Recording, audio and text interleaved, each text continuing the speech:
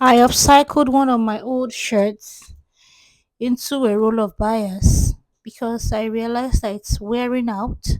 In fact, it is worn out. I see holes at different locations on the shirts that defy fixing. So I decided to turn it into something even more valuable. I am turning it into a roll of bias.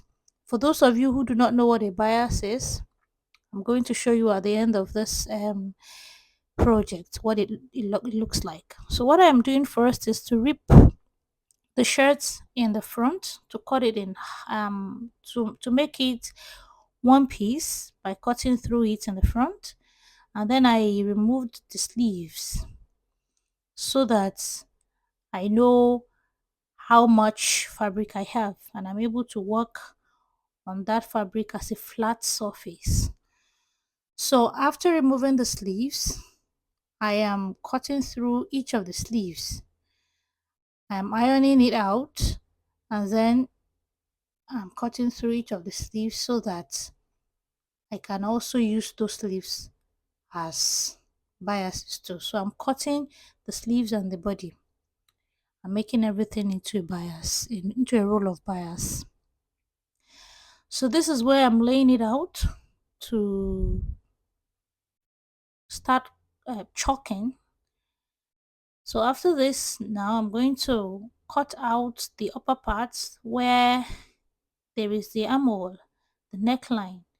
So I'm going to cut that out because that's going to prevent me from having a flat surface. So I cut that out and then I am going to start chalking this. So after cutting this out and ironing it, I have,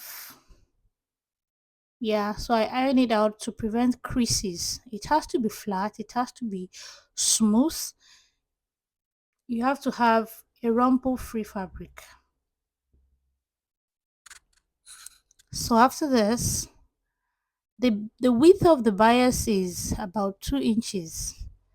So I got a 2 inches ruler and I placed that on the fabric, and that is what I used to trace the lines.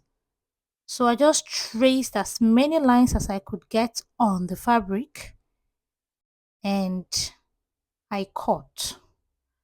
So I'm going to show you how I started doing that, and then you see how much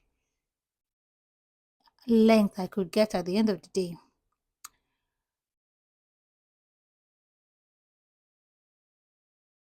I'm still ironing to make sure this is smooth and flat. So starting from the corner, to get a bias cut, you need to start from the corner of your fabric. It doesn't matter what kind of fabric you have, and it doesn't matter how small or how big. Biases are very versatile. You can use them in a variety of ways because of the way they are cut. So when you cut bias, you cut from the corner like that, so that you cut the fabric on the stretchy side of the fabric, to use a layman term, on the stretchy side of the fabric, so that it becomes very pliable. You can use it to do your neckline, to tape the inside of your fabric. In fact, you can use a bias in other things apart from sewing. We use biases in decorations, we use them in crafts making, we use them in cake making even. So biases are beautiful. That's what I get at the end of that exercise. After cutting in bias, I have all of those small strips of fabrics and I am going to go ahead and stitch together like that. So that is how you place biases to sew together, to stitch them together. You're not going to, you are going to join slanted edges together like that. And I proceeded to iron. So I am folding this inwards like this to iron out, as you can see. So at the end of the day, I fold this 2 inches into about 1 inch, because I am folding in half of an inch on both sides.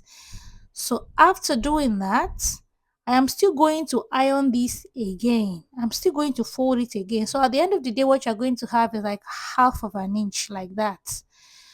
Okay, so 2 inches would become half of an inch because it has been folded in 3 places, two inside and one outside, just like that.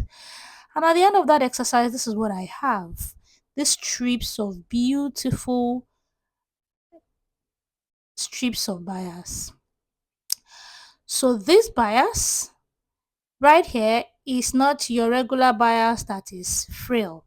This one is solid, is firm. I have 18 yards at the end of this exercise.